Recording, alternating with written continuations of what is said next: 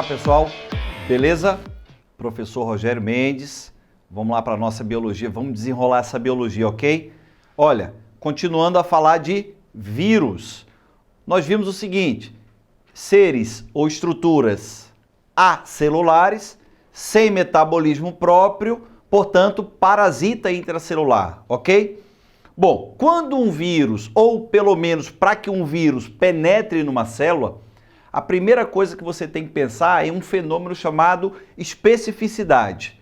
Em outras palavras, um vírus só vai infectar uma célula se ele for específico para ela, ou ela específica para ele. Então, a primeira fase num ciclo viral ou num ciclo de vida, entre aspas, de um vírus, é você pensar em uma fase chamada de reconhecimento. Por isso que você vai observar determinados vírus afetando especificamente ou preferencialmente determinados tecidos. Então você fala muito em resfriado, em gripe, com os tecidos que caracterizam ou que formam as vias respiratórias, as vias aéreas superiores. Você vai fazer referência ao HIV, infectando células do sistema imunológico, os linfócitos CD4, tá bom? Você tem as chamadas, os vírus responsáveis pelas hepatites, tá? Obviamente afetando os hepatócitos que compõem o fígado, perdão. Então a primeira grande característica é essa aí, tá? A primeira grande característica é o reconhecimento viral. Então, quando o vírus reconhece, e obviamente que esse reconhecimento depende daquilo que nós falamos lá antes, depende de quê? Da composição química do tal do capsídeo. Rogério, lembra para mim o capsídeo? É aquela estrutura de natureza basicamente proteica que protege o material genético o quê? Viral. Então, a partir desse reconhecimento é que nós vamos ter então o fenômeno que vai permitir posteriormente a tal da adesão. Reconheci, é legal, essa célula tá legal para mim, vou aderir à célula. Quando eu consigo aderir, eu posso o quê? Penetrar na mesma. O vírus, ao penetrar na célula, ele vai seguir aí alguns caminhos importantes, tá? Ele pode, obviamente, associar o seu material genético ao material genético da célula, ele pode destruir o material genético da célula, enfim, ele tem algumas vias interessantes aí para sua ação parasitária dentro dessa célula. O importante é que dentro da célula ele vai entrar numa fase chamada de multiplicação. Então, a entrada de uma cepa viral, de uma estrutura de material genético viral, tá? Vai determinar e pode determinar inúmeras cópias. Daí, um fenômeno de montagem. Aqui é interessante você observar o seguinte, vírus não nasce.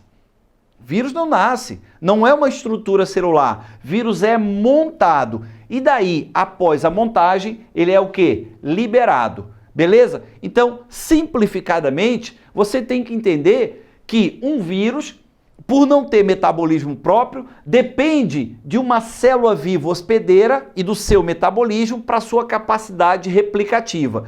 Então, quando esse vírus penetra na célula, o que é que a gente tem que ter em mente? Olha aqui, ó. Ele pode assumir, de uma maneira geral, um ciclo lisogênico ou um ciclo lítico. Então, por exemplo, eu estou falando de um bacteriófago, né? Um vírus que infecta o quê? Bactéria. E aí, então, há dois caminhos para esse vírus, simplificadamente falando. Olha aqui, ó. No ciclo lítico, olha aqui a carinha do bacteriófago, olha só. Ele reconhece a célula hospedeira, que obviamente é uma bactéria, né? Adere a esta célula, injeta o seu material genético, que aqui especificamente quem é? É o DNA, tá?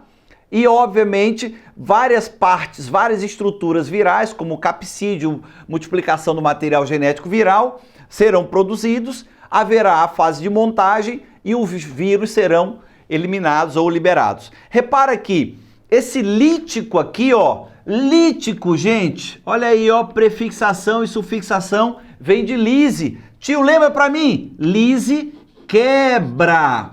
Lise, ruptura. Então, se eu tenho um ciclo lítico, ele culmina com a ruptura da célula hospedeira. Legal? Agora vem para cá.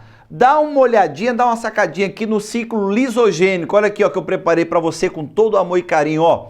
Olha aqui, ó. O material genético viral entrou e se associou ao material genético da célula. Olha lá, o material genético viral, o DNA viral entrou, penetrou na célula hospedeira, numa bactéria, foi associado ao DNA bacteriano e à medida que a bactéria vai se multiplicando, obviamente, há a multiplicação dessa estrutura de DNA viral. Bom, isso significa dizer que, simplificadamente falando, no ciclo lisogênico, essa bactéria está funcionando como uma fábrica viral, multiplicando o material genético viral. Ok? Rogério, é possível que uma célula ou um vírus saia dessa fase, desse ciclo lisogênico e evolua, né? Vá para a fase lítica, o ciclo lítico? Claro que é óbvio, né? É a tendência natural das coisas, por quê? Porque esse vírus vai entrar num processo de montagem e, obviamente, isso vai determinar futuramente a ruptura dessa célula, ok? Agora tem uma coisinha importante que precisa chamar a atenção aqui, tá? Bom, apareceram determinados vírus, como nós vimos, que infectam tecidos específicos.